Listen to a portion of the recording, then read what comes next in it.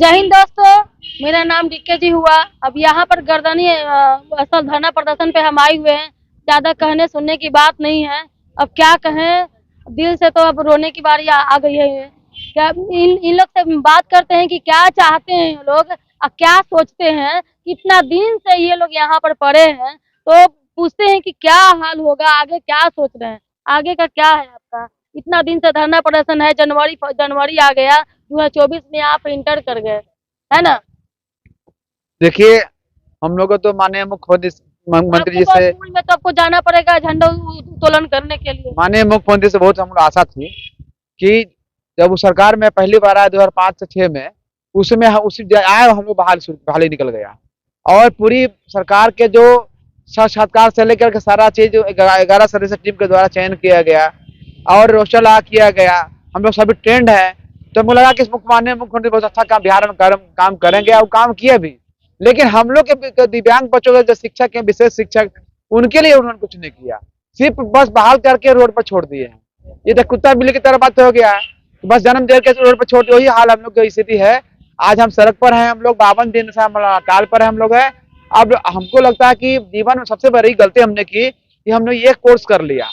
बताइए, जो पंचायत के द्वारा, मुखिया के द्वारा जो अनट्रेंड को बहाल करके कहां से कहां पहुंचा दिए।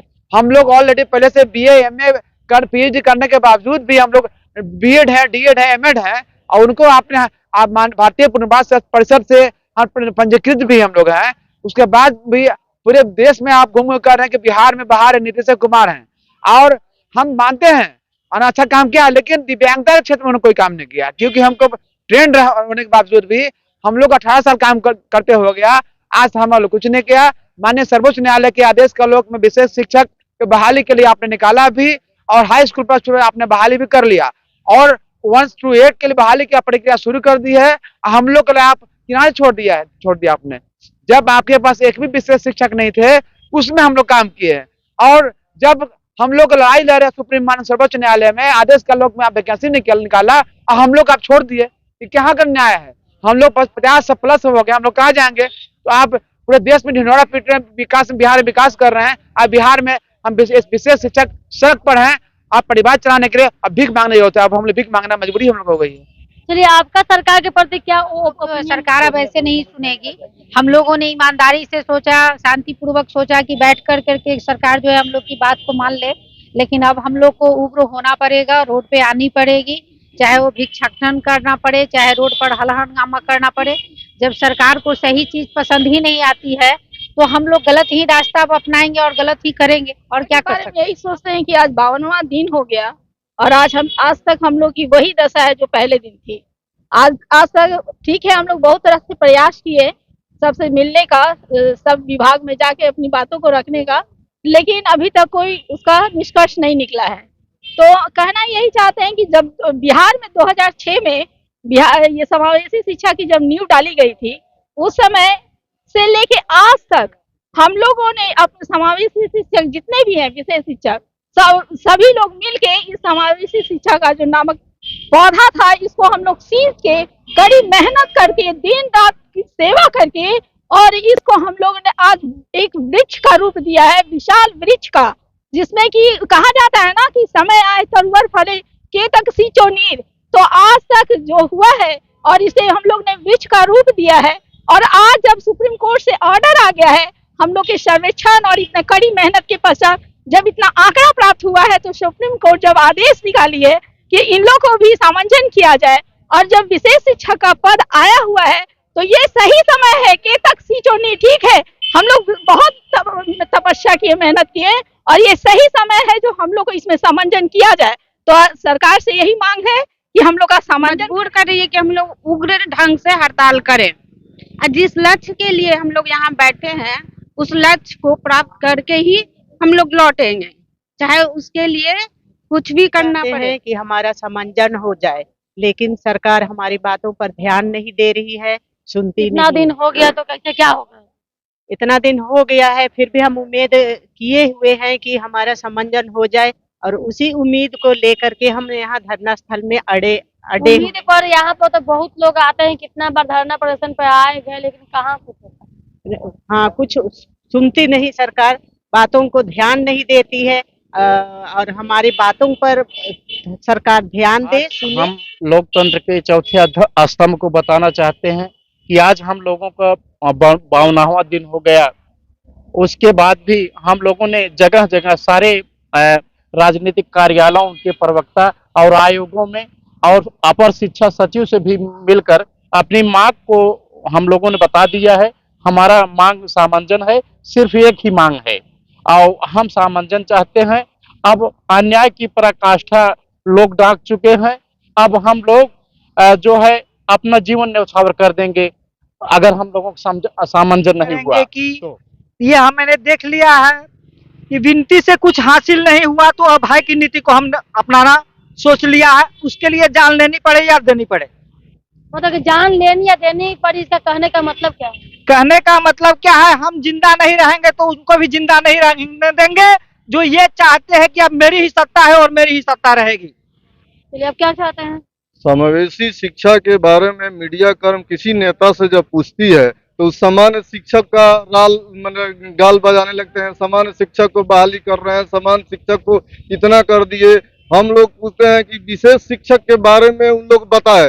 विशेष शिक्षक के बारे में इतना दिन से मुख्यमंत्री और शिक्षा मंत्री एसीएस महोदय क्या किए? एसीएस महोदय जिले जिले घूमते हैं, जिले जिले घूमते थे और पता करते थे कि सामान्य शिक्षक टीचर के बारे में, डीपीओ डीओ के बारे में सब देखते थे, मगर कभी नहीं डीपीओ डीओ से पूछते थे कि दिव्यांग बच्चा की स्थिति क्या है, दिव्यांग बच्चा कितना आपके क्लास में आया है, दिव्यांग बच्चा पढ़ रहा है कि नहीं पढ़ रहा है, कोई सुविधा मिल रहा है कि नहीं मिल रहा है। अगर उस सरकार के अंग होते तब ना पूछते। सरकार के वो मान ही नहीं रही है तो कैसे कह सकते? सरकार मानेगी तब ना, सरकार माने नहीं। शिक्षा का अधिकार है, शिक्षा का अधिकार है कि सामान्य बच्चा के साथ साथ दिव्यांग बच्चा की उतना ही भी अधिकार है। तो अगर इतना अधिकार है तो इतना दिन से आप लोग धरना प्रदर्शन पर आप लोग आए हुए हैं, तो बच्चों को अगर हित में अगर सोचती तो यहाँ पर कोई ना कोई क्यों, कोई नेता कोई ना कोई तो आपके पास तो आते ना संज्ञान लेने कि क्या होना चाहिए क्या ना होना चाहिए। क्यों है देवी और सज्जनों, अब यहाँ पर क्यों है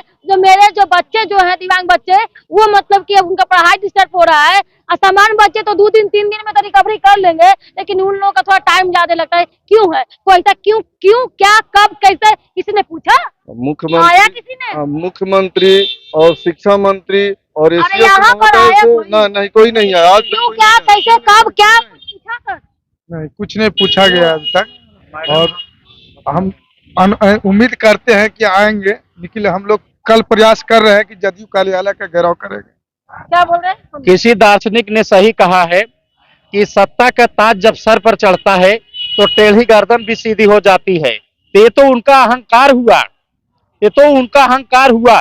अगर भारत के संविधान में अल्पसंख्यक, दलित और पिछड़े वर्ग का अगर नहीं है प्रावधान, तो आप किस प्रावधान के तहत आपने 4% उनको दिया है रिजर्वेशन, और किस प्रावधान के तहत 3 जो है बिल पास हुए हैं, चाहे पीडब्ल्यूडी एक्ट हो, आरपीडब्ल्यूडी एक्ट हो और राष्ट्रीय न्यास अधिन्यास एक्ट हो।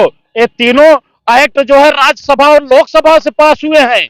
नेता लोग उन अनुच्छेदों को पढ़े तब ना मैडम, तब उनको पता चले कि उनके लिए विशेष प्रावधान नहीं है। तो ट्रेन में आपने डिब्बे को क्यों रिजर्व किया है? काट के हटवा दीजिए, उनके डिब्बे में आप बैठ के जाइए। क्यों ऐसा क्यों? 3 स्कूलों में रैंप क्यों बनवाया है आपने? समावेशी शिक्षा आप क्यों लाए? समावेशी शिक्षा का मतलब क्या है? समावेशी शिक्षा किसे कहते हैं ये पहले पता है लोगों को? समावेशी शिक्षा वह शिक्षा है जो सामान्य विद्यालय में समान शिक्षकों के सामान्य बच्चों के साथ जो बाधा मुक्त वातावरण में जो शिक्षा दी जाती है वही समावेशी शिक्षा कहलाती है।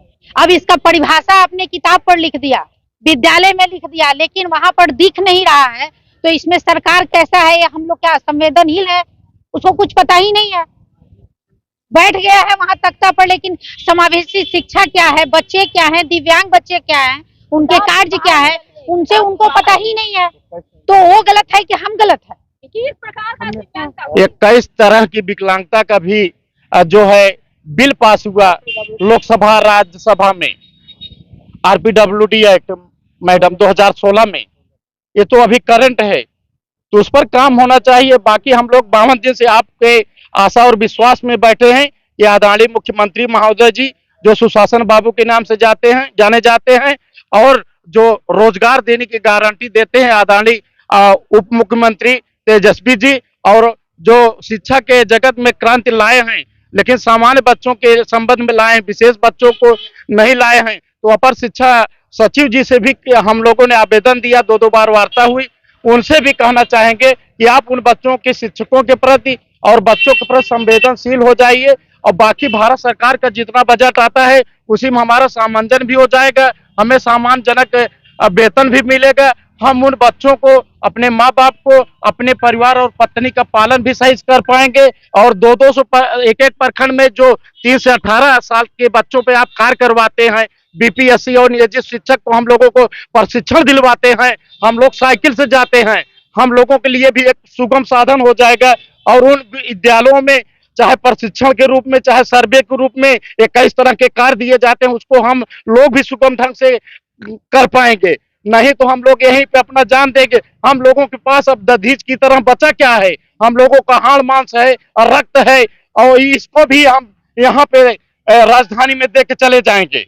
और क्या कहें मैडम, यही कहना है आप लोग का निचोड़, सामंजन। आप लोग का पूरा इस तरीके से धरना पर में हटना पड़ेगा या हम ही लोग दुनिया से हट जाएंगे? अब लास्ट में सरकार यही ना चाह रही है। घेराव करेंगे आपको जाने देगा, मुख्यमंत्री के आसपास में 144 लगा हुआ रहता है, आप लोग कैसे कर सकते हैं?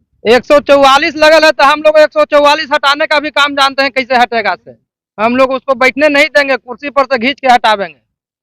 इसमें यही होता है ना कि अच्छाई का जमाना नहीं है। जो अच्छे से लोग कहता ना है कि अपराधी क्यों बनते हैं, बुरे लोग क्यों बनते हैं, ऐसी ऐसी परिस्थितियां ही लोग को बुरा बनने पर लोग बाध्य करता है। और हम लोगों को भी लोग उग्र बनाने का काम इसीलिए लोग कर रहा है कि अब हम लोग को भी आपको उस्काने का काम कर रहा है कि अच्छाई से काम नहीं करेंगे। लोग कहता है कि जनरल टीचर जो है जाके हंगामा कर रहे हैं, ये कर रहे हैं, वो कर रहे हैं, तो किस लिए करते हैं आप देखिए। यदि हमने अच्छाई किया तो इसका क्या नतीजा मिला, तो वो भी जानते हैं कि हम इस ढंग से यदि करेंगे तो लोग मेरी बातों को सुनेंगे।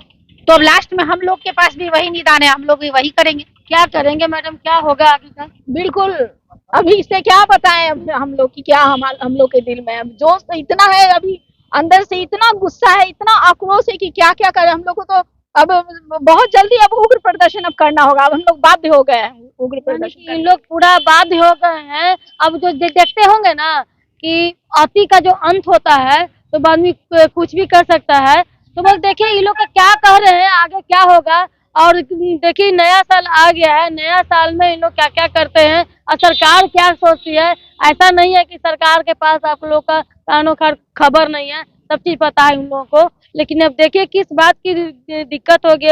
हो सके कि आप में संख्या कम है तो हो सके इसके वजह से राजनीतिक मुद्दा आ सकते हैं, कि राजनीतिक मैटर आ जाता है। अब क्या कर सकते हैं, उनका मानसा, उनका सोच, इनका थिंकिंग क्या है वो तो कह नहीं सकते हैं। चलिए जय हिंद, देखते रहिए डीके चैनल में कि क्या होता है इन लोग के साथ। हमारी मांगे, हमारी मांगे, हमारी मांगे, हमारी मांगे। समावेशी शिक्षा जिंदाबाद, समावेशी शिक्षा जिंदाबाद, विशेष शिक्षक जिंदाबाद, विशेष शिक्षक जिंदाबाद, विशेष शिक्षक जिंदाबाद।